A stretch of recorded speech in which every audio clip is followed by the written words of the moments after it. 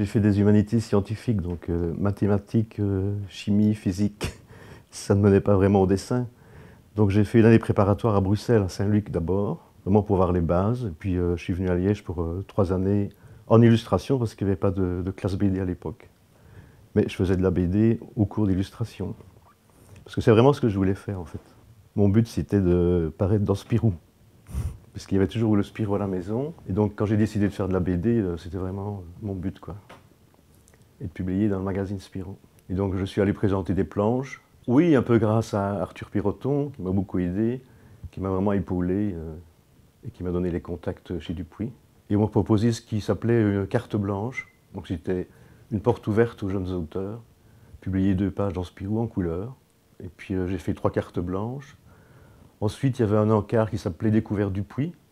Donc là, c'était des histoires de 16 pages en noir et blanc, à l'intérieur du magazine. Et là, j'ai fait 6 épisodes.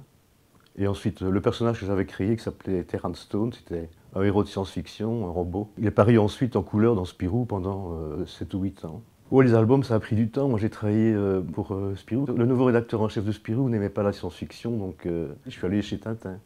Et j'ai proposé une autre série science-fiction qui s'appelait Papilio. Et elle a été publiée dans le journal Tintin jusqu'à la fin du magazine en 89. Donc j'ai contacté les éditions Glénat avec un projet qu'ils ont refusé, mais me proposaient de reprendre la série Les Aigles décapités. Et là, ça a été mon premier album, c'est le tome 5 des Aigles décapités, sur lequel j'ai commencé. Et j'en suis là au tome 28. Donc ça fait 23 ans que je travaille sur cette série. Ouais. À ce moment-là, j'avais des contrats qui portaient à chaque fois sur un album, donc c'était des contrats d'1 an. Le magazine, c'était au jour le jour, en fait. On faisait des pages, 3 semaines après, ça paraissait. C'était un autre genre de travail. Le travail pour les magazines, c'est un peu du journalisme en fait. Et de temps en temps aussi, il y avait des numéros spéciaux, on demandait des pages sur un thème bien précis. Donc c'était un peu, oui, du travail de journaliste. Oui, moi je sors un album par an, plus ou moins. Oui. Donc c'est 10 mois de travail, plus la recherche qui précède, la recherche de documentation. Comme c'est une série historique, il faut quand même être précis.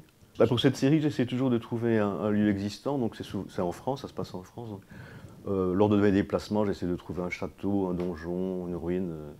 Et là, je prends des photos et je pars d'un endroit bien précis. Oui. Et puis bon, après, il y a Internet quand il y a un manque.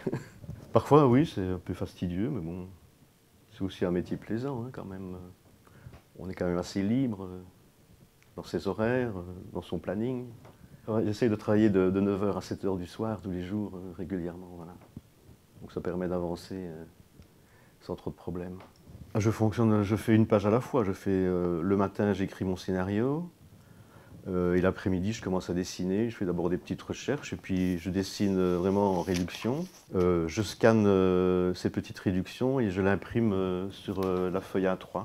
Et puis là, j'encre et puis après, je scanne le noir et blanc. Et les couleurs se font de manière numérique. Oui. Et là, c'est mon fils qui habite à La Réunion et qui fait les couleurs. Donc je lui envoie mes planches, il me les renvoie coloriées. Là, je viens de faire un album pour la province de Liège sur les 700 ans du traité de la paix de Feix. Oui, j'ai fait une biographie de Zidane, j'ai fait une biographie d'Aung San Suu Kyi, j'ai fait 4 albums pour le Parlement européen aussi. Donc ça, ce sont des commandes, mais c'est intéressant parce que ça me permet de créer un autre univers, en fait, de sortir du Moyen-Âge, par exemple. On nous met souvent dans un tiroir, donc moi je suis catalogué dessinateur historique, BD historique, et quand je propose autre chose, on me dit « bah non, c'est pas votre truc ». C'est pour ça que j'accepte parfois des commandes commerciales pour pouvoir faire autre chose aussi. Pour Zidane et Hidalgo, on a travaillé ensemble avec Marco Benanzi. Hidalgo, j'ai fait surtout le scénario et quelques pages d'introduction, lui a fait l'essentiel du dessin. Mais Zidane, on a fait le dessin vraiment à 2. Mais on a trouvé un mode de travail intéressant, c'est-à-dire que un fait les crayonnés, l'autre encre la planche crayonnée, et on s'échange les planches. Et alors on est arrivé à un style uniforme comme ça, en mélangeant nos 2 styles. Et donc c'est pour ça qu'on a fait les albums pour le Parlement européen, c'est pareil, on les a fait ensemble. Et ça fonctionne très bien et on gagne du temps, puisqu'on travaille à 2.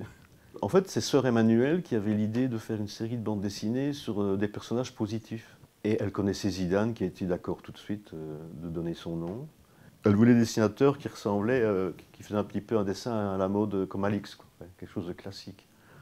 Et donc on nous a contactés, Marco et moi, et on a fait des projets, ça a passé tout de suite. Je pense que le public féminin vient parce qu'il y a de plus en plus d'auteurs féminins surtout. et qui s'adresse plutôt aux femmes, aux filles, aux femmes. Mais c'est vrai que quand j'ai commencé, c'était que des dessinateurs, il n'y avait pas de femmes dans la BD. Il n'y avait même pas beaucoup de personnages féminins d'ailleurs. Je ne sais pas si c'est un métier d'homme, mais la BD, ça intéressait plutôt les garçons que les filles, je sais pas. À mon avis, parce que c'est des sujets qui n'intéressaient pas les filles. C'était de l'aventure, sans doute, je sais pas. Et maintenant apparaissent des BD, des romans graphiques qui parlent de sujets qui intéressent plus les femmes. Donc il y a un nouveau public aussi qui apparaît.